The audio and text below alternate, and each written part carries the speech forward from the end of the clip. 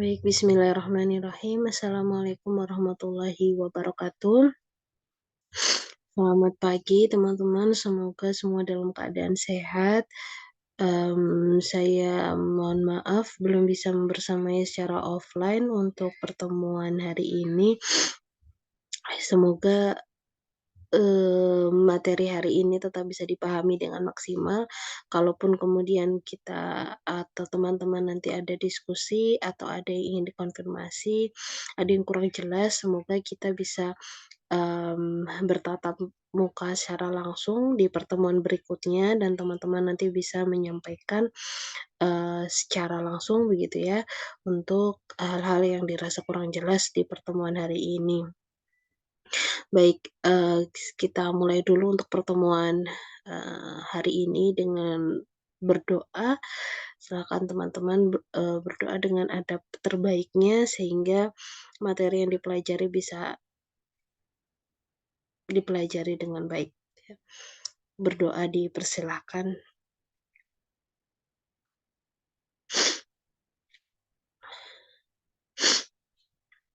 Baik, berdoa dicukupkan. Ya, teman-teman melanjutkan pertemuan kemarin, yang sudah sebelumnya saya sampaikan begitu di pertemuan minggu lalu, bahwa topik yang seharusnya disampaikan di pertemuan ke-9 begitu ya, itu adalah, pola pangan harapan. Kemudian karena sebelum UTS belum sempat tersampaikan untuk materi neraca bahan makanan, maka kita sampaikan terlebih dahulu kemarin di pertemuan ke-9 gitu ya, pertemuan ke-9.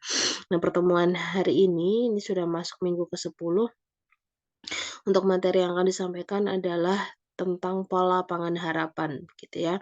Eee, Agak sedikit, apa namanya ya, perlu dicermati baik-baik karena konsepnya sebetulnya mirip dengan NBM atau neraca bahan makanan, sama-sama instrumen begitu ya, tapi nanti teman-teman silahkan bisa mencermati perbedaannya ada di mana, kemudian, spesifikasinya seperti apa, kegunaannya kalau untuk pola pangan harapan itu seperti apa, cara perhitungannya, alurnya, komponen-komponen yang harus ada dalam instrumennya apa saja begitu ya, untuk bisa dicermati bersama-sama.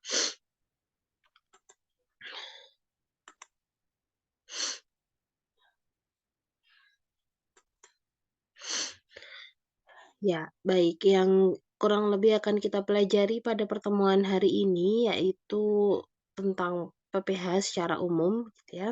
Teman-teman, perlu untuk berkenalan terlebih dahulu dengan PPH itu apa, kemudian prosedur pelaksanaan PPH, bagaimana tahap-tahapannya yang perlu teman-teman kemudian, eee, lakukan untuk bisa mendapatkan nantinya nilai akhir berupa skor PPH, kemudian riset yang berkaitan dengan, keterkaitan PPH dengan keragaman konsumsi. Jadi kira-kira apa yang kemudian mempengaruhi begitu ya, apa yang kemudian mempengaruhi pola pangan harapan, dengan keragaman konsumsi, dampaknya kira-kira seperti apa, dan faktor-faktor apa saja yang mempengaruhi keragaman konsumsi oleh suatu penduduk di suatu wilayah.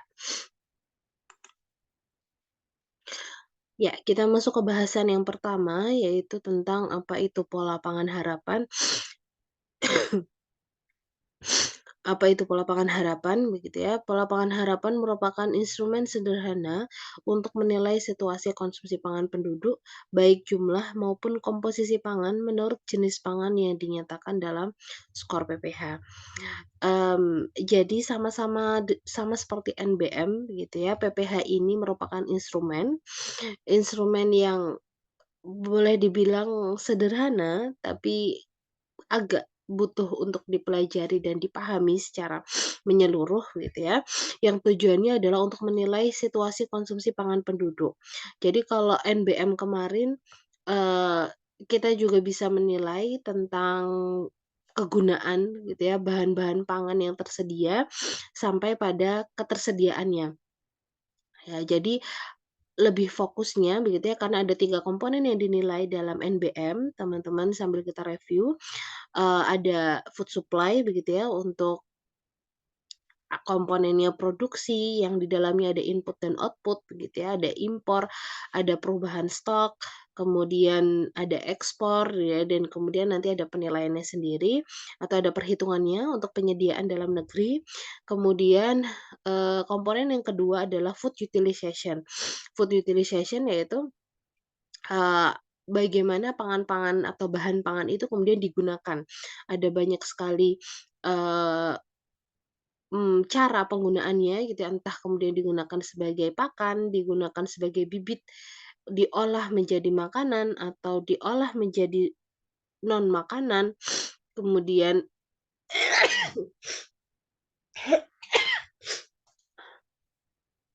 kemudian menghitung juga yang hilang atau rusak, tercacar begitu ya, sampai teman-teman mempunyai suatu nilai akhir berupa bahan makanan gitu.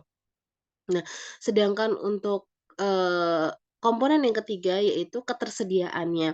Ketersediaan yang kemudian dinilai per kapita. Jadi sudah mempertimbangkan kira-kira begitu ya, di suatu wilayah, di suatu negara, setiap penduduknya itu sebetulnya punya, kesempatan untuk mendapatkan makanan gitu ya, dalam bentuk beras, dalam bentuk jagung misalnya, berapa kalori per hari gitu ya. Jadi dalam hitungannya apa namanya, hitungan kalori per hari sampai sedetail itu.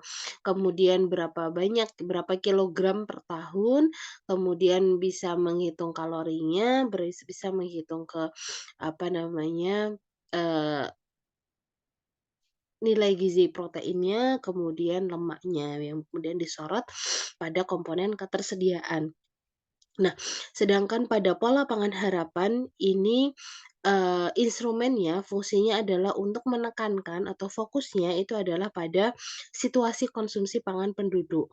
Jadi, tidak sebanyak di NBM begitu ya teman-teman, karena fokus yang kemudian dinilai konsumsi penduduk kita di suatu wilayah begitu ya yang, sama-sama kemudian evaluasinya tahunan, ini kira-kira beragam atau tidak sih gitu ya.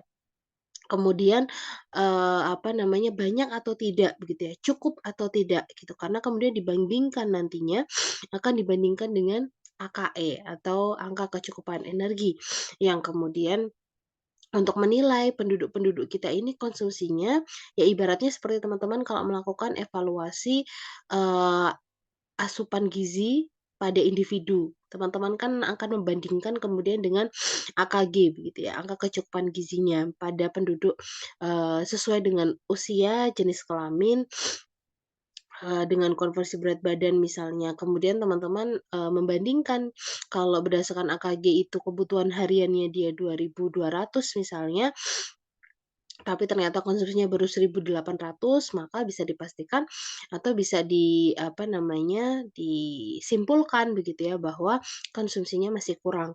Nah ini juga tapi kemudian dinilai bisa disorot dalam level individu, bisa dievaluasi dalam level kelompok atau secara kolektif begitu, di level suatu wilayah begitu ya. Tapi fokusnya sekali lagi yang membedakan dengan NBM adalah, dia hanya mengukur atau menilai konsumsi pangan suatu penduduk. Apakah kemudian jumlahnya mencukupi, apakah kemudian jenisnya beragam, gitu ya, atau kemudian hanya unggul pada satu bahan makanan tertentu, dominannya di mana, dan seterusnya. Jadi, eee membandingkannya, kemudian kita melihatnya dari skor PPH. Ini adalah skor akhir yang kemudian nanti harus teman-teman temukan atau coba teman-teman cari, nanti kita ada, latihan sedikit begitu untuk teman-teman coba mengerjakan kira-kira skor PPH-nya berapa, lalu kesimpulannya bagaimana kalau punya skor PPH sekian misalnya, ya.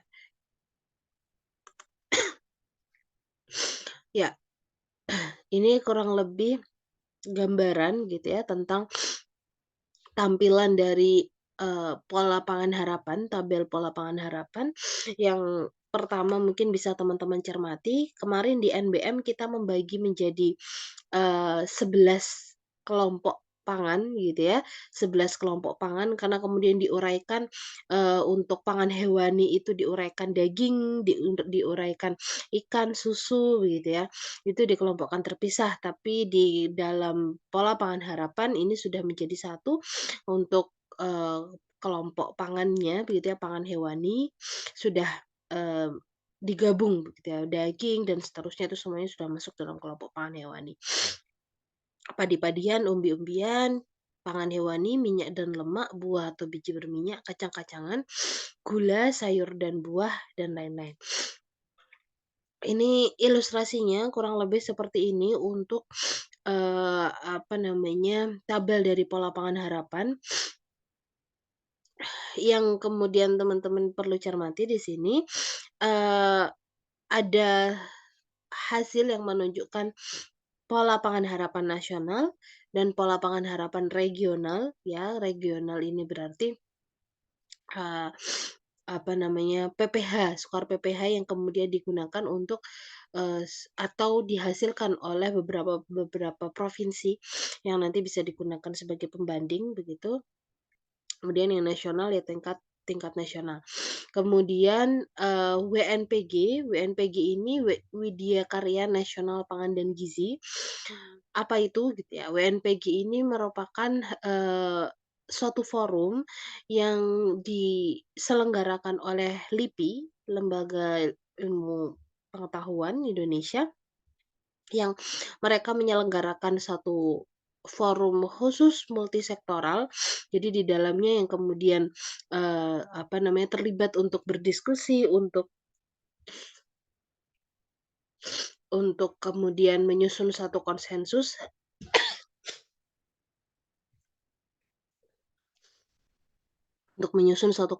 begitu ya, itu dari beragam, apa namanya, beragam sektor, berbagai bidang sektor.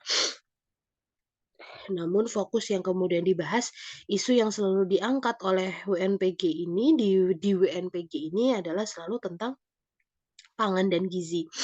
Ya, jadi, forum khusus yang kemudian membahas perkembangan dan juga tantangan yang dihadapi oleh Indonesia terkait pangan dan gizi. Yang luarannya salah satunya adalah kemudian menghasilkan, eee, angka kecukupan energi, gitu ya. Angka kecukupan energi yang kemudian diharapkan itu dikonsumsi atau sebagai target yang kemudian itu dikonsumsi oleh, masyarakat atau penduduk kita, begitu. Nah ini, yang diharapkan begitu ya melalui NPG 2004, gambarannya kurang lebih kalau dari kelompok padi-padian itu harapannya konsumsinya 275 gram per hari, yang itu asumsinya adalah 1.000 kalori begitu ya konsumsi per hari dari sumber padi-padian. Umbi-umbian sekitar 120 gitu ya, kemudian pangan hewani 240 dan seterusnya. Sehingga jumlah energi yang diharapkan begitu ya, kecukupan energi yang diharapkan setiap penduduk konsumsinya itu bisa 2.000 kalori per hari. Kemudian berkembang di tahun 2018, hasil konsensusnya kemudian menunjukkan bahwa ada kenaikan yang diharapkan begitu ya, dengan kenaikan 100 kalori, ini membantu harapannya meningkatkan konsumsi, dari masyarakat juga gitu, karena targetnya kemudian meningkat, apa namanya, menjadi 2.100 kalori per hari. Dan WNPG ini kan, dilakukan tahunan, sekitar 4 tahun sekali. Namun, untuk yang terbaru WNPG 12, WNPG ke-12 gitu ya tahun 2022 sepertinya belum bisa diselenggarakan. Saya belum menemukan kemudian hasilnya. Jadi kita kemudian masih mengacu dari WNPG 2018. Nanti untuk apa namanya, menjadi acuan kita menilai berapa AKE-nya gitu ya. Kemudian persen AKG, eee, kurang lebih ini untuk kemudian membandingkan begitu ya, untuk AKG pada kelompok dewasa umum itu kalau dibandingkan ya, apa namanya, setara begitu ya AKE dan AKG-nya, sehingga Kalau kemudian dikonversi, 1.050 energi konsumsi untuk padi-padian ini, ya setara konsumsi 50%, eee, kecukupannya gitu ya, sudah terpenuhi 50% dari AKG. Dan kalau itu konsumsinya beragam dari berbagai macam sumber kelompok pangan tadi begitu ya, maka bisa terpenuhi sampai 100%. Kemudian ada bobot kelompok pangan yang nanti digunakan untuk menghitung skor PPH nasional dan regional, ini juga sudah ditetapkan. Jadi teman-teman bukan menghitung begitu ya bobot itu, tapi sudah menjadi satu, apa namanya, satu konsensus tersendiri, sudah disepakati bersama-sama untuk menjadi acuan nantinya menilai skor PPH. Kemudian, ada skor PPH. Nah, nanti ini yang kemudian akan teman-teman pelajari bagaimana menghasilkan skor PPH 25 ini. Kemudian, ya ini pola pangan harapan juga sama, kemudian ada persen AKG dari FAO dan RAPA sebagai acuan untuk menuju konsumsi pangan yang ideal. Jadi ada kisaran persentase energi yang diharapkan, dari, FAO begitu ya, untuk padi-padian ya range yang diharapkan konsumsinya 40 sampai 60% dari AKG. Kemudian umbi-umbian 0 sampai 8% dan seterusnya. Ya, jadi kalau kemudian kita menyusunnya 50% maka ya masih dalam range batas normal gitu ya, untuk konsumsi yang kemudian diharapkan, ideal menurut FAO. Baik, kemudian mengapa PPH itu kemudian perlu disusun, eee, mengapa kemudian suatu wilayah itu perlu memantau, kalau kemudian NBM kemarin, difungsikannya adalah untuk melihat bagaimana ketersediaan bahan pangan, bagaimana situasi pangan di suatu wilayah, di suatu daerah, begitu ya. Nah, kira-kira PPH ini difungsikan untuk apa gitu? Nah, PPH ini tujuannya adalah untuk menghasilkan komposisi normal atau standar pangan dalam memenuhi kebutuhan gizi penduduk. Artinya kalau di NBM itu, kita bisa punya gambaran, oh setiap penduduk itu punya kesempatan begitu ya, karena, nilai akhirnya itu adalah ketersediaan bahan pangan, maka asumsinya setiap penduduk itu punya kesempatan untuk mengonsumsi berapa gram per hari, padi-padian, berapa gram per hari daging, berapa gram per hari ikan, dan sebagainya, gitu ya. Asumsinya tersedia dan itu bisa diakses karena kemudian sudah mengevaluasi dari berbagai komponen. Sedangkan untuk tujuan dari PPH ini adalah untuk menghasilkan komposisi normal atau sebagai acuan standar pangan, yang nantinya setiap penduduk harapannya begitu ya, ditargetkan konsumsi mereka itu berapa persen gitu ya. Atau untuk mengevaluasi juga bagaimana sih, apa namanya, keragaman konsumsi pangan penduduk begitu ya. Bagaimana sih tingkat atau kualitas dan kuantitas dari konsumsi setiap kelompok bahan pangan gitu ya. Kemudian apakah sudah setiap penduduk itu mengakses pangan-pangan yang tersedia, dilihat dari berapa persen yang kemudian sudah mereka konsumsi, gitu. Ini kemudian, instrumen yang bukannya kemudian saling, apa ya, tumpang tindih, tidak, tapi justru memberi informasi satu dengan yang lain, gitu ya, memberi informasi satu dengan yang lain, jadi saling melengkapi.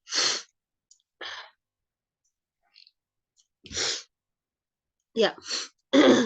Ya, PPH ini kemudian umumnya digunakan sebagai bahan untuk perencanaan tentunya karena ini apa namanya, dihasilkan secara berkala untuk menilai juga seperti NBM tadi, tapi fokusnya pada keragaman pangan, seberapa baik konsumsi pangan masyarakat, maka, bisa dijadikan bahan untuk perencanaan, kemudian untuk mengevaluasi ketersediaan, dan menilai bagaimana kualitas produksi pangan atau kuantitasnya di suatu wilayah, tuh. Kemudian mengevaluasi capaian setiap proses, proses-proses yang dimaksud pada proses perencanaan, ketersediaan, dan juga produksi pangan. Kemudian untuk mengukur diversifikasi atau keragaman gitu ya, dan ketahanan pangan. Karena kemudian, ada hubungan gitu ya secara ilmiah, memang hasil dari, riset-riset atau yang kemudian sudah dipublikasikan, bahwa semakin beragam konsumsi penduduk, maka tingkat ketahanan pangan suatu penduduk di suatu wilayah itu juga lebih semakin baik. Gitu ya. Jadi salah satunya adalah dengan menilai bagaimana keragaman pangannya. Kalau kemudian mereka hanya bisa mengakses satu jenis bahan pangan saja, gitu ya, cuma nasi sama, garam misalnya, ya itu berarti keragamannya sangat rendah, maka bisa dipastikan tingkat ketahanan pangannya juga rendah. Tuh, atau kemudian jenis-jenis proteinnya hanya protein nabati saja, lauknya tahu tempe begitu ya, untuk konsumsi protein hewaninya terbatas sekali, jarang sekali begitu ya, maka diversifikasi pangannya rendah. Diversifikasi pangan yang rendah berkaitan dengan tingkat ketahanan pangan, baik itu di suatu, unit terkecil yaitu keluarga, maupun, di tingkat wilayah gitu ya, suatu penduduk.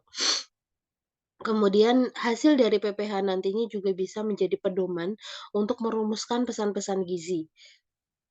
Sebagai contoh misalnya di tahun 2020 misalnya, konsumsi pangan penduduk dari PPH itu kemudian tercatat atau apa namanya, dihasilkan gitu ya, eee, dihasilkan kesimpulan bahwa konsumsi, penduduk sebagian besar itu adalah pada kelompok padi-padian dan minyak.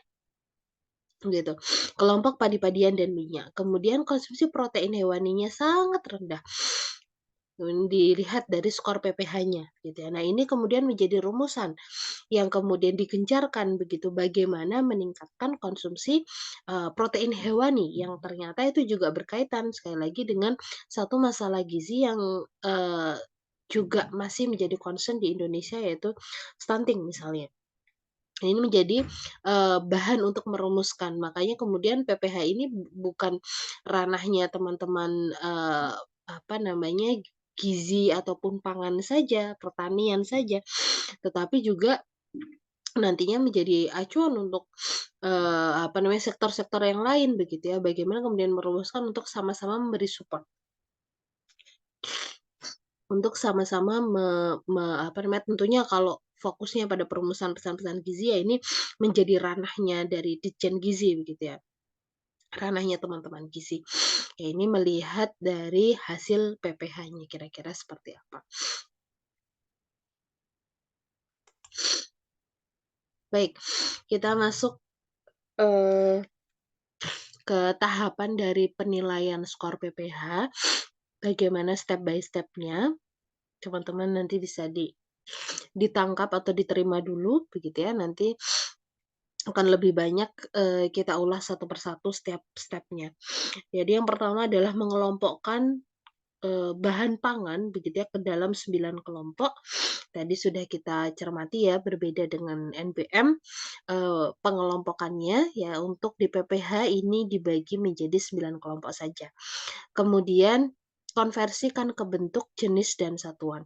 Jadi semua bahan kelompok pangan yang ada di PPH itu semuanya dalam bentuk mentah, sehingga perlu memang kemudian dilakukan pengkonversian begitu ya untuk bentuknya, kemudian satuannya gitu ya disesuaikan. Kemudian untuk, step yang ketiga yaitu menghitung subtotal kandungan energi menurut kelompok pangan.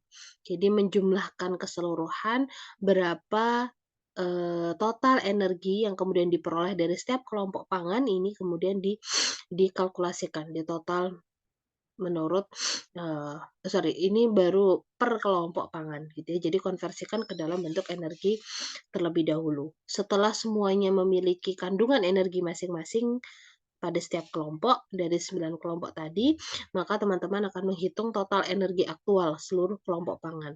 Total energi aktual ini maksudnya adalah total keseluruhan energi dari 9 kelompok pangan tadi yang aktual, yang betul-betul dikonsumsi oleh penduduk kita atau penduduk di suatu wilayah. Kemudian dilanjutkan dengan menghitung kontribusi energi dari setiap kelompok pangan terhadap TEA. Jadi, setiap kelompok bahan ini memberi kontribusi berapa banyak atau berapa besar, berapa persen terhadap total energi aktualnya. Misalnya nanti pada kelompok padi-padian tadi ya konsumsinya 1.000 kalori. 1.000 kalori ini berapa persen sih dari total energi aktualnya, gitu ya. Nanti untuk daging misalnya totalnya 600 kalori ya, berapa 600 kalori itu berapa persen sih dari total energi aktualnya. Kemudian dilanjutkan dengan menghitung kontribusi energi setiap kelompok pangan terhadap AKE-nya, persen AKE, angka kecukupan energi. Angka kecukupan energi ini nanti kita mengacu pada yang ditetapkan oleh WNPG 2018 tadi gitu ya. Jadi yang terbaru masih, persen AKE-nya adalah 2.100 kalori. Jadi kontribusi energi setiap kelompok pangan terhadap AKE. Jadi padi-padian tadi kalau konsumsinya 1.000 dibandingkan dengan AKE-nya misalnya 2.100 untuk WNPG 2018. Nah, berarti 1.000 dibanding 2.100 itu berapa persen AKE. Kemudian, untuk apa namanya, sedangkan kalau tadi yang di TEA begitu ya, ini kan total akhir yang real, yang memang dikonsumsi. Kemudian nanti kalau sudah mendapatkan persen AKE, teman-teman akan menghitung skor aktualnya, kemudian menghitung skor AKE-nya, kemudian menghitung skor PPH, dan yang terakhir adalah total skor PPH. Ya, kita masuk ke step yang pertama, untuk mengelompokkan bahan pangan. Pengelompokan pangan ini dalam PPH dikelompokkan menjadi 9 kelompok pangan yang mengacu pada standar PPH. Dari yang pertama adalah kelompok padi-padian, ya ini komponennya adalah beras dan berbagai olahannya menjadi tepung beras dan sebagainya, kemudian jagung dan olahannya, gandum. Kemudian umbi-umbian. Umbi-umbian ini di dalamnya yang dikategorikan umbi-umbian adalah ubi kayu dan juga olahannya, ubi jalar, kentang, talas, dan sagu, termasuk makanan-makanan berpati karena biasanya sumbernya memang dari umbi-umbian. Kemudian pangan hewani, ya teman-teman, sudah paham sekali begitu ya areanya untuk pangan hewani ya daging, ikan, kemudian telur, susu, serta olahannya. Minyak dan lemak. Minyak dan lemak di sini maksudnya adalah, apa namanya, setiap bahan-bahan ya yang bisa dikategorikan, dengan berbagai macam sumbernya gitu ya, minyak kelapa, minyak zaitun, minyak sawit, gitu ya, sumber lemak misalnya lemak-lemak hewani, kemudian margarin, mentega dan sebagainya. Buah atau biji berminyak, di sini ada kelapa, jadi buah-buahan yang kemudian statusnya masih buah gitu ya, statusnya masih buah tetapi, punya potensi untuk menghasilkan minyak kemudian jika diekstraksi. Kelapa, gitu ya, kemiri atau biji-bijian juga begitu ya, kenari dan coklat yang, ada potensi untuk menghasilkan minyak. Kelompok 6 yaitu kacang-kacangan, kacang tanah, kacang kedelai, kacang hijau dan seterusnya, kemudian kelompok gula, gula dan buah dipisah begitu ya. Jadi, untuk pengelompokan pangan kalau di, apa namanya, kalau di BMP bahan makanan penukar itu kan gula dan buah ya, dijadikan satu begitu ya, karena kemudian, memiliki, eee, apa namanya, nilai kalori yang kemudian hampir sama gitu ya pada 100 gram bahan makanan begitu. Tapi kalau untuk pengelompokan di PPH ini kemudian terpisah gitu ya, sayur dan buah sebagai sumber serat, karena kemudian memang, titik tekannya adalah dari, eee, hasil produksi atau kemudian sumber, eee, produk pertanian gitu ya. Jadi gula terpisah dengan buah.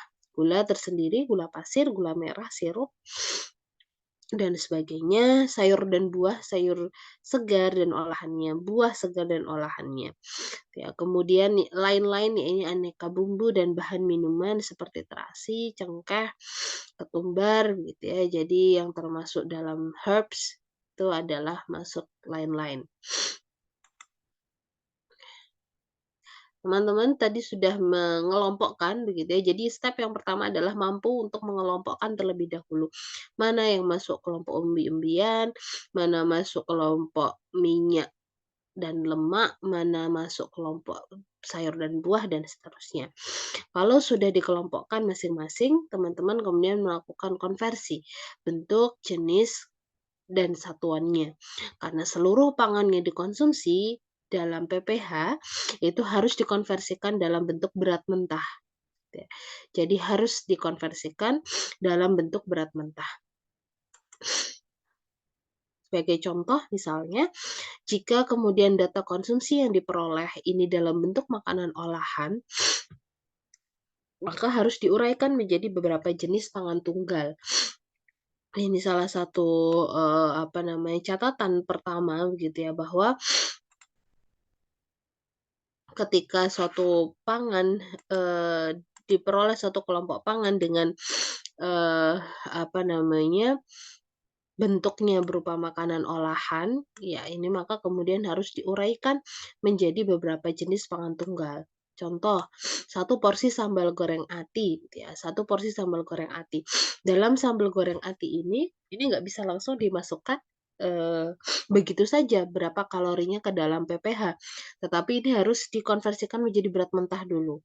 Sebelum dikonversikan, harus dipisah dulu juga gitu, karena sambal goreng ati ini komponennya tidak hanya ati saja begitu ya, tapi biasanya ada kentangnya, kemudian ada, hati sapinya, kalau kemudian ada rempela gitu, rempelonya itu ya nanti terpisah lagi gitu. Jadi kemudian di-breakdown ya, seperti ketika teman-teman melakukan recall 24 jam, itu kan juga, menguraikan begitu ya, kalau misalnya, konsumsinya dalam bentuk, lotek atau gado-gado misalnya itu diuraikan, kupatnya berapa, kentangnya berapa, dan seterusnya. Ya, jadi ini sama, diuraikan dulu isinya apa saja. Nah, nanti baru satuan berat dalam bentuk URT, eee, dikonversikan menjadi berat dalam bentuk gram. Ya, sama juga ketika teman-teman mengevaluasi dalam bentuk recall 24 jam gitu ya. Jadi ini memang, hasil rekap dari recall seluruh atau sampling dari sekian banyak penduduk kemudian di, input dan kemudian dicarikan rata-ratanya. Satuan berat dalam bentuk URT maka harus dikonversikan menjadi gram. Jadi 2 kentang misalnya setara 200 gram. Kemudian jika diketahuinya berat massa, maka hitung berat mentah dengan mengalihkan pada faktor konversi URT. Ya, ini juga teman-teman kalau masih ingat di IBM dulu kita pernah belajar tentang, konversi berat mentah matang begitu ya. Kalau misalnya ini dari statusnya itu 100 gram hati yang masak atau sudah matang, itu maka kemudian harus dikonversi karena tadi catatan penting dalam PPH adalah harus dalam bentuk mentah gitu ya, yang nanti diinput dalam PPH. Maka di sini, 100 gram hati sapi yang sudah matang ini kira-kira dari berapa gram hati sapi begitu ya, maka dikalikan dengan faktor konversi untuk hati sapi, 1,5. Sebaliknya begitu ya, kalau teman-teman mencarinya berat matang, ini kalau di IBM gitu ya, kalau mencarinya berat matang ya berarti dari berat mentahnya dibagi faktor konversi, ya nanti hasilnya berapa gram. Jika diolah menggunakan minyak, berat minyak terserap ini juga dihitung begitu, karena kemudian nanti masuk di-record dalam, apa namanya, kelompok minyak tersendiri begitu. Kan kelompok tadi minyak dan lemak juga ada bagiannya sendiri gitu ya. Jadi kalau misalnya ini tadi digoreng 300 gram hati sapi, digoreng maka menyerap minyak sebesar berapa? Teman-teman juga pernah belajar di IBM tentang bagaimana menghitung serapan minyak gitu ya, dikalikan dengan faktor konversi untuk, bahan makanan tersebut gitu ya. Faktor konversi untuk hati sapi misalnya 4,85% begitu. Jadi kalau ada 300 gram hati sapi matang, ya kurang lebih 15 gramnya ini adalah minyak begitu yang kemudian diserap gitu ya, ada 15 gram minyak. Ya, untuk step 2 ini hanya me-refresh kembali saja yang sudah teman-teman pernah dapat di IBM, eee, tentang bagaimana mengkonversikan dalam satuan dan jenis yang sama gitu ya. Jadi semuanya nanti ending-nya adalah dalam bentuk gram. Ini jadi, apa namanya, satuan akhir begitu ya, semuanya harus dalam bentuk gram dan dalam kondisi mentah.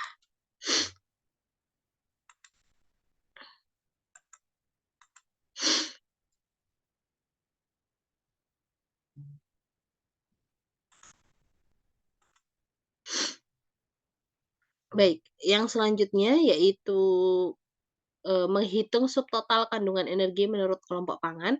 Kalau teman-teman akhirnya nanti sudah menemukan berapa gram konsumsi setiap kelompok begitu ya, misalnya ini pada kelompok padi-padian, menilai untuk konsumsi berasnya begitu ya. Salah satu, apa namanya, rata konsumsi beras penduduk misalnya 50 gram beras gitu. 50 gram beras ini kemudian harus dicari berapa apa namanya, berapa kalori yang teman-teman bisa menentukannya dengan bantuan di KBM. Ya beras, jagung, dan sebagainya gitu ya. Tadi kalau misalnya 50 gram beras, ya 50 gram per 100 karena biasanya di DKBM itu kan, apa namanya, nilai kalorinya untuk per 100 gram begitu ya. Maka ini 50 gram per 100 gram. Dikali kandungan energi beras dalam 100 gram itu berapa? 100 gram 360 kalori. Nah, kemudian dikalikan juga dengan persen BDD, jangan lupa, karena yang kemudian, bisa dikonsumsi itu kan berbeda. Bahan yang dapat dimakan untuk setiap pangan itu kan berbeda. Karena tadi kita bicaranya pada kelompok atau pada dalam bentuk bahan mentah begitu ya. Bahan mentah yang kemudian dapat dikonsumsi. Nah, sedangkan ya ini karena kita pakai contohnya beras, persen BDD-nya 100% begitu sehingga, tidak terlalu perlu diperhitungkan. Di 50 gram per 100 dikali 360 kalori. Ini kemudian dihasilkan nilai kalori untuk 50 gram beras gitu ya. Ini adalah step yang ketiga, menghitung kandungan energi menurut kelompok pangan. Besaran energi setiap jenis pangan dijumlahkan menurut kelompok pangannya. Jadi misalnya ini kan tadi baru satu jenis saja untuk kelompok padi-padian. Ada jagung, kemudian ada, apa namanya, turunannya misalnya tepung beras, kemudian, tepung maizena dan seterusnya misalnya itu masuk dalam kelompok padi-padian, semuanya kemudian ditotal. Berarti nanti kita akan memperoleh subtotal kandungan energi menurut kelompok pangan. Jadi tadi kalau di tabel terlihat sederhana, tapi sebetulnya, eee, sebelum sampai ke, apa namanya, tabel energi tadi gitu ya, itu sudah ada tahap-tahap yang kemudian, ditempuh dan lumayan rumit di sana begitu. Tapi ini bagi teman-teman gizi ini sudah satu satu kompetensi tersendiri begitu, karena teman-teman memang ahlinya begitu, diharapkan dalam bisa mengkonversikan dari bahan-bahan tadi ya, membantu mengkonversikan, kemudian menilai kalorinya, sampai akhirnya memiliki nilai akhir kandungan energi per kelompok pangan.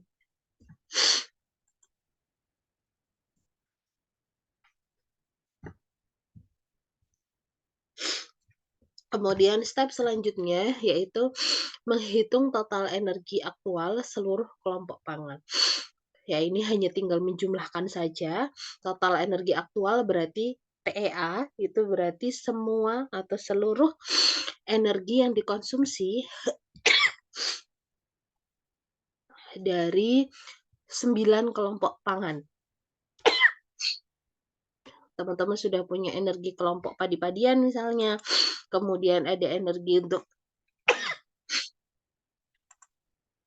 mohon maaf ya, energi kelompok padi-padian, kemudian umbi-umbian, dan seterusnya sampai pada energi kelompok lain-lain, tinggal dijumlahkan saja, maka teman-teman sudah memperoleh total energi aktual. Ya, ya ini hanya tinggal menjumlahkan. Kemudian menghitung kontribusi energi setiap kelompok pangan terhadap TEA. Ya, tadi misalnya energi kelompok pangan untuk padi-padian itu sudah diperoleh berapa kalorinya dari beras, dari energi beras ditambah jagung, ditambah tepung beras, ditambah tepung maizena dan sebagainya gitu ya, teman-teman peroleh energi kelompok pangannya, kemudian dibagikan dengan total energi seluruh dari 9 bahan pangan tadi, dikali 100%. Ya, contohnya kontribusi energi aktual kelompok padi-padian. Tadi total energi kelompok padi-padian misalnya 1.150 dibagi dengan total energi aktualnya, misalnya ini kira-kira 2.185. Ya, kemudian tinggal dikali 100% hasilnya 52,6%. Ini adalah persen TEA, ya. Ini adalah persen TEA.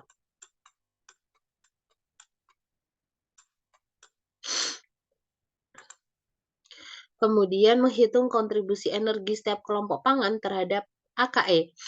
Eh, Apa namanya, variabel yang ada di atas ini sama, yaitu energi setiap kelompok pangan. Tadi sama-sama padi-padian misalnya 1.150. Tapi karena ini yang dihitung adalah persen AKE, maka yang dibandingkan di bawahnya ini bukan total energi aktual, tetapi AKE konsumsi.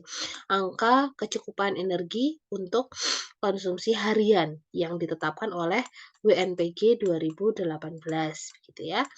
Ya ini contohnya tapi 2.150, seharusnya ini 2.100. WNPG 2018. Ini misalnya ditetapkan 2.150, teman-teman dikali 100% jadi 53,5%. Nah, ini adalah persen AKE.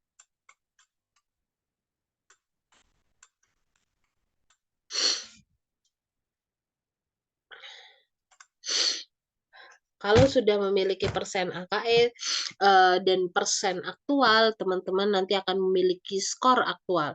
Skor aktual diperoleh dari kontribusi energi aktual setiap kelompok pangan dikalikan dengan bobot setiap kelompok pangan. Tadi masih ingat ya, ada komponen bobot yang kemudian perlu diperhatikan, tapi ini tenang sudah ditetapkan. Jadi misalnya padi-padian 0,5, kemudian umbi-umbian 0,2, dan seterusnya. Kontribusi energi aktual dikalikan dengan bobot, hasilnya akan menjadi skor aktual, gitu ya. Dan step berikutnya adalah skor AKE, gitu. Skor AKE ini berarti persen AKE setiap kelompok pangan tadi, gitu ya, dikalikan dengan bobot juga. Gitu. Jadi sama, semuanya dikalikan dengan bobot, tapi istilahnya kemudian menjadi berbeda. Kalau skor aktual berarti yang dikalikan adalah energi aktualnya begitu ya, persen energi aktualnya. Kalau skor AKE berarti persen AKE untuk setiap kelompok pangan. Kemudian kalau sudah selesai menghitung skor PPH. Nah, skor PPH ini diperoleh dari mana? Skor PPH ini diperoleh dengan membandingkan skor AKE dengan skor maksimum. Ya, tadi salah satu selain bobot yang sudah ditetapkan, skor maksimum ini juga sudah ditetapkan. Jadi apa namanya, skor maksimum pada kelompok padi-padian, misalnya skor maksimum pada kelompok minyak dan lain sebagainya, itu sudah ditetapkan sehingga teman-teman hanya tinggal membandingkan dari skor AKE. Penghitungan skor PPH masing-masing kelompok pangan, ketentuannya adalah skor AKE lebih dari skor maksimum, maka yang digunakan adalah skor maksimum. Skor AKE kurang dari skor maksimum, maka yang digunakan adalah skor AKE. Ya, jadi sederhananya adalah kalau dibandingkan mana yang lebih kecil itu yang digunakan. Gitu, teman-teman supaya tidak mumet begitu ya dengan syarat dan ketentuan yang berlaku di sini begitu. Tapi jika skor AKE kurang dari skor maksimum ya dipakai skor AKE. Skor AKE lebih dari skor maksimum ya dipakai skor maksimum. Ini kan berarti kesimpulannya adalah yang lebih kecil itu yang digunakan atau yang dipakai disimpulkan menjadi skor PPH. Ya, skor AKE kelompok padi-padian misalnya contohnya ini adalah 26,8. Ya, hasil perhitungan tadi. Kemudian dibandingkan skor maksimum kelompok padi-padian adalah 25. Maka skor PPH kelompok padi-padian, skor PPH yang dimaksud di sini, kemudian kesimpulannya adalah yang 25 atau kita menggunakan skor maksimumnya. Kalau sudah, teman-teman bisa menghitung total skor PPH, jadi dari skor PPH kelompok padi-padian, umbi-umbian, 9 kelompok tadi, begitu ya, ditotalkan untuk skor PPH-nya, maka akan memiliki skor PPH sekian ya dengan satuannya.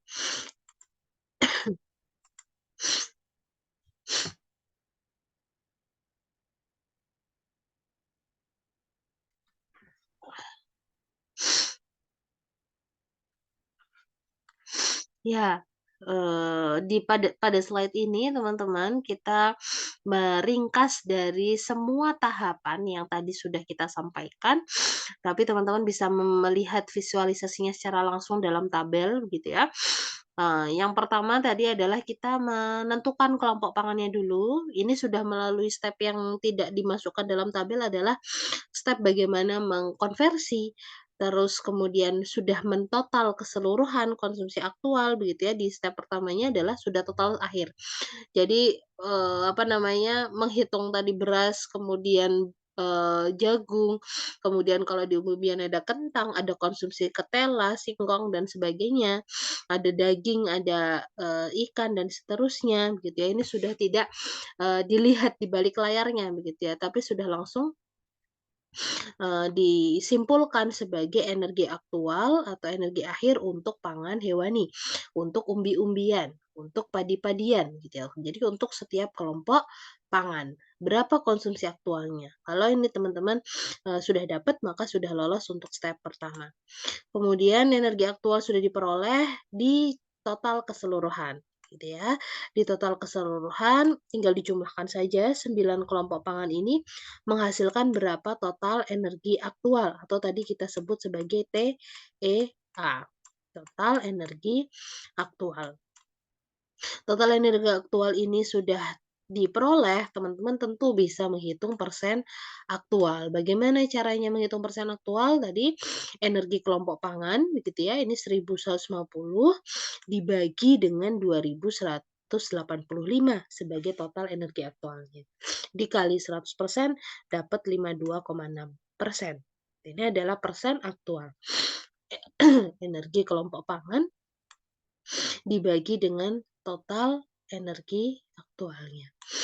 Kemudian kolom berikutnya itu adalah persen AKE. Di persen AKE ini teman-teman membandingkannya begitu ya, variabel yang di atasnya sama yaitu energi konsumsi pangan, kelompok pangannya, dibandingkannya tapi dengan angka kecukupan energi. Berapa sih angka kecukupan energi yang ditetapkan oleh WNPG? Kalau kemudian, apa namanya, nanti pastikan untuk menggunakan AKE yang terbaru begitu ya, AKE yang terbaru, yang kemudian teman-teman peroleh, yang 2150 mungkin yang tahun 2022 begitu ya, tapi seingat saya yang terbaru yang WNPG 2018 gitu. Ya tidak masalah, teman-teman nanti, apa namanya, untuk AKE-nya kemudian nanti bisa disesuaikan, yang penting ada, justifikasinya sumbernya dari mana. Nah ini terhadap AKE, persen AKE ya berarti 1150 kemudian dibagi dengan 2150 hasilnya adalah 53,5% untuk persen AKE. Untuk bobot kita tidak menghitung, saya tekankan lagi untuk bobot kita tidak menghitung, ini sudah, teman-teman punyai begitu ya, untuk padi-padian 0,5, umbi-umbian 0,5 dan sebagainya. Kemudian skor aktual. Ya, step berikutnya adalah menghitung skor aktual. Bagaimana menghitung skor aktual?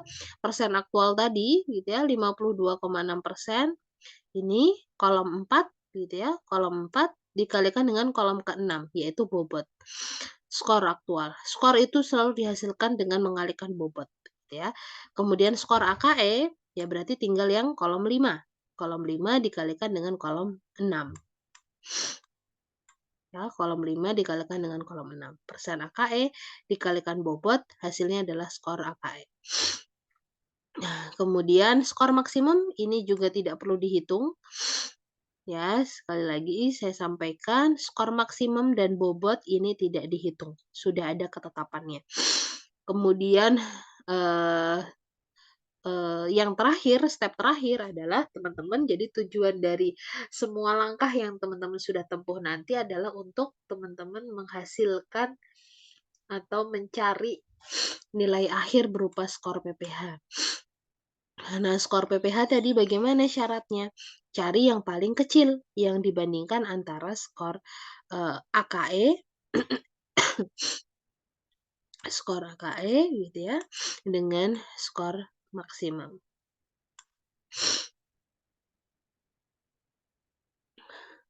Kalau kemudian skor AKE lebih besar dari skor maksimum, yang dipakai adalah skor maksimum. Kalau skor AKE kurang dari skor maksimum, yang dipakai adalah skor AKE. Intinya adalah cari yang terkecil, taruh skor AKE dengan skor maksimum. Nanti di sini teman-teman kemudian akan memperoleh berapa skor PPH akhirnya. Ya, total akhirnya skor PPH tahun 2020 misalnya ini ya, tahun 2020 adalah 68,6. Ini adalah nilai akhir. 68,6 ini adalah skor PPH. Ya, apa kemudian informasi apa yang bisa kita peroleh dengan skor ini begitu ya. Nah, ini kita bahas selanjutnya. Ya. Jadi untuk skor PPH ini kemudian kita bisa menarik kesimpulan ketika teman-teman memahami, bagaimana pengkategorisasiannya, gitu ya.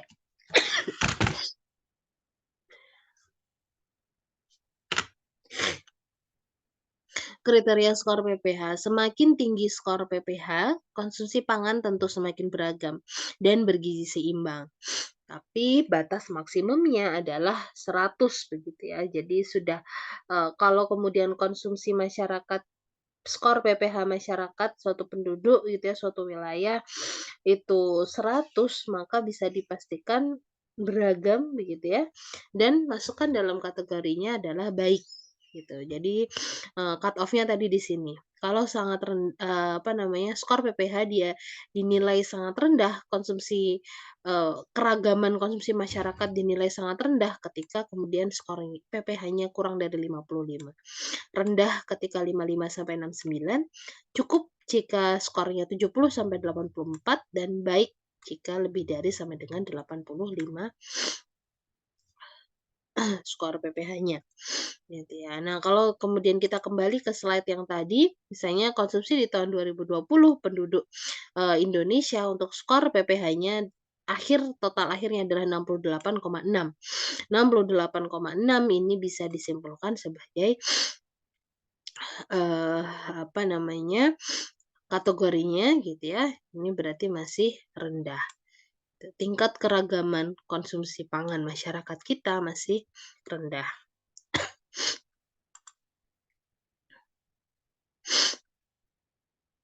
Ya, kita mulai karena teman-teman tadi sudah belajar tentang bagaimana step by step-nya begitu ya, kita coba melihat data real.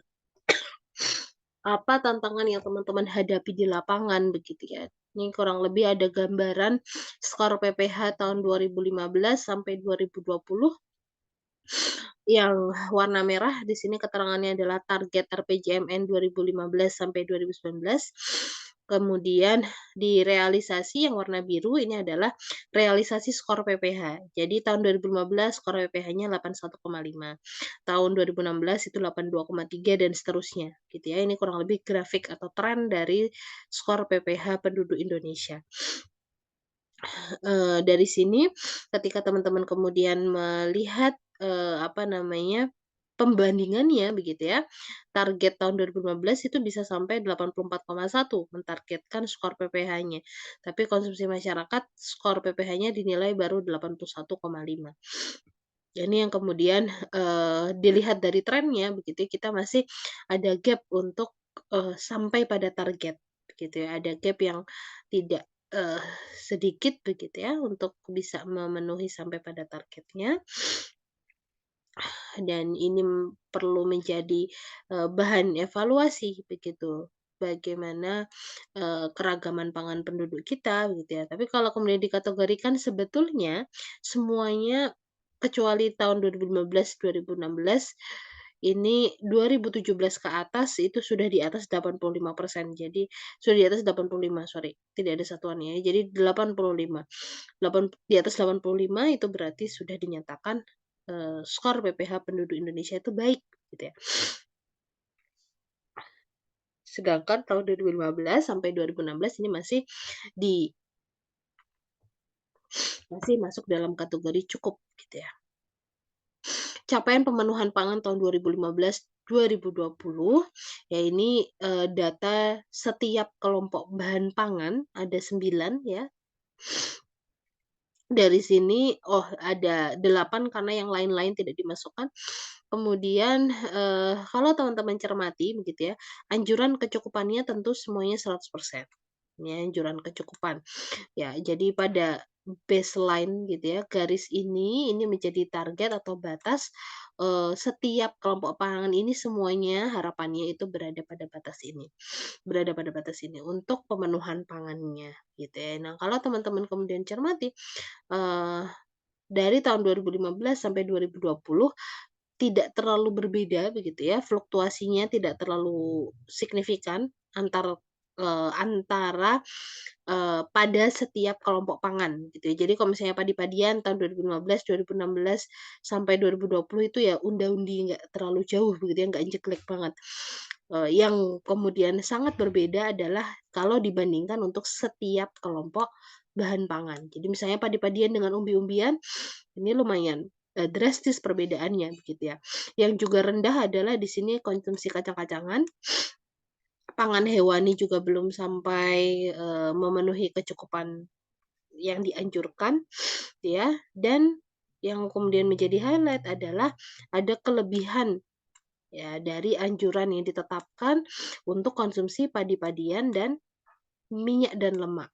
Ya, ini menjadi satu, tren yang kemudian perlu dicermati juga begitu ya. Termasuk juga di sini konsumsi gula sempat tinggi justru di tahun 2015 sampai 2016, 2017.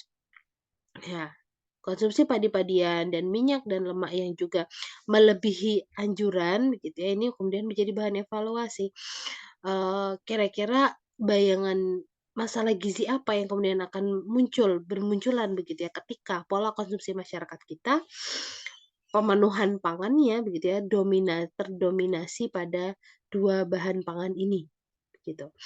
Konsumsi sayur dan buahnya masih di bawah target, kemudian konsumsi umbi-umbian gitu ya, ya ini menjadi bahan evaluasi. Keberagaman pangan masyarakat kita menjadi masih perlu untuk dimaksimalkan. Ya, eee, ada riset yang kemudian mencoba menggunakan PPH gitu ya, menggunakan PPH melalui, apa namanya, penggalian data dengan recall 24 jam. Jadi kalau ini di tingkat individu, karena yang kemudian dijadikan risetnya adalah keterkaitan antara pola pangan harapan dengan kejadian stunting pada balita di Yogyakarta, dengan jumlah sampel 39 gitu ya, 39 responden. Menggunakan instrumen PPH, kemudian terlihat begitu bahwa keragaman pangannya dari 39 responden ini, yang tidak beragam ada 18, yang kemudian beragam ada 21. Dari 2 kategori ini, antara tidak beragam dan beragam gitu ya, kemudian dia mencari korelasi begitu ya menggunakan Chi-square, dilihat keragaman makanannya sebagai variabel bebasnya, kemudian kejadian stunting sebagai variabel independen, variabel dependennya, variabel terikat. Apakah stunting atau normal gitu ya. Jadi kategorisasinya dua kategori ini.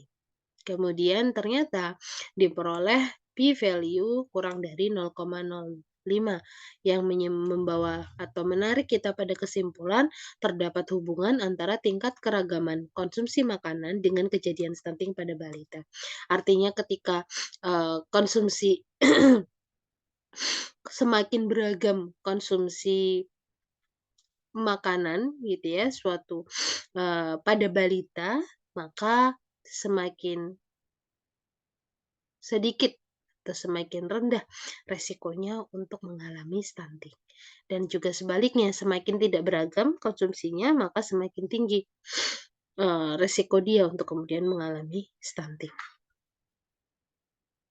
Ya, jadi ini untuk menegaskan kembali bahwa ada keterkaitan antara tingkat keragaman pangan, individu, keluarga, kemudian penduduk begitu ya, dengan masalah-masalah gizi yang dekat dengan kelompok-kelompok tersebut.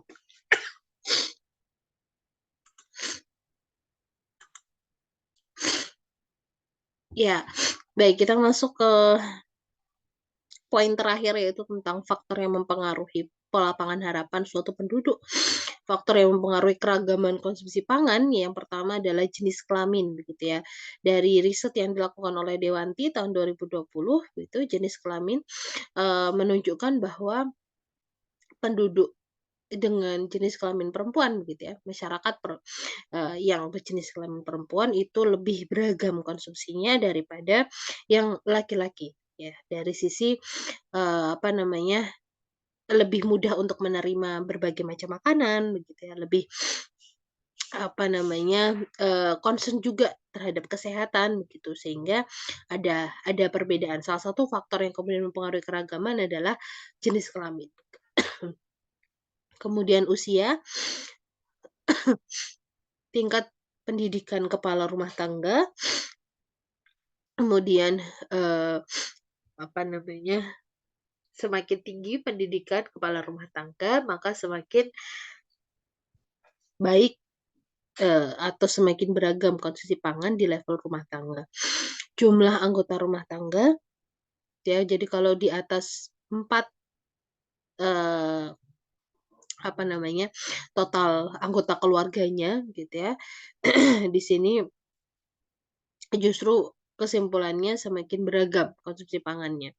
Status daerah tempat tinggal, yang di daerah pedesaan lebih beragam, kemudian pendapatan per kapita rumah tangga, di sini melihat, apa namanya, semakin tinggi penghasilan gitu ya, pendapatan per penduduk gitu ya di rumah tangga, maka semakin beragam konsumsinya. Keragaman konsumsi pangan dan ketahanan pangan rumah tangga terbukti memiliki hubungan positif dengan dan signifikan. Artinya kalau masyarakat atau penduduk kita itu semakin beragam konsumsi pangannya, maka bisa disimpulkan rumah tangga tersebut dikatakan atau bisa dikategorikan tahan pangan. Ya, ketahanan pangan nanti akan kita pelajari sendiri di subbab tersendiri begitu ya, yang kemudian menjadi catatan saja untuk teman-teman di pertemuan hari ini. Kalau kemudian konsumsi masyarakat semakin beragam, maka dianggap semakin tahan pangan. Semakin tahan pangan artinya dalam kondisi atau situasi yang kemudian tidak, diharapkan, misalnya seperti pandemi kemarin begitu ya, mereka masih tetap bisa survive begitu ya untuk bisa mengkonsumsi, makanan, dan dalam hal itu nantinya bisa ketahanan pangan ini juga berkaitan dengan, tingkat kesehatan atau derajat kesehatan di level rumah tangga.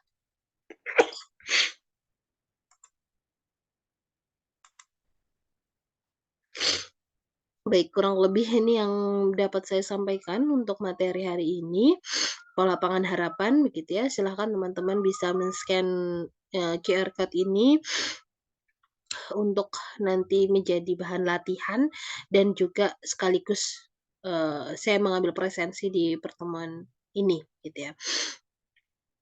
Scan QR code-nya, kemudian nanti, diisi untuk latihannya, dikerjakan silakan secara mandiri, sesuai dengan yang sudah teman-teman pahami. Ya, ini saya juga untuk sekaligus untuk mengukur, bagaimana keterserapan dari materi yang saya sampaikan, secara asinkron pada pertemuan ini.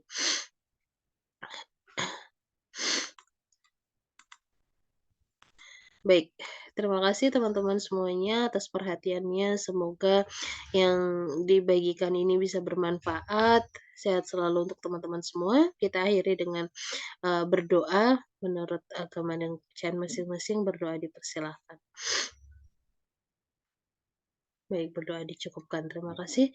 Mohon maaf atas segala kekurangan. Semoga kalau ada yang ingin ditanyakan atau didiskusikan, teman-teman bisa simpan dulu pertanyaannya. Kita bisa diskusikan di pertemuan selanjutnya. Terima kasih. Saya tutup. Assalamualaikum warahmatullahi wabarakatuh.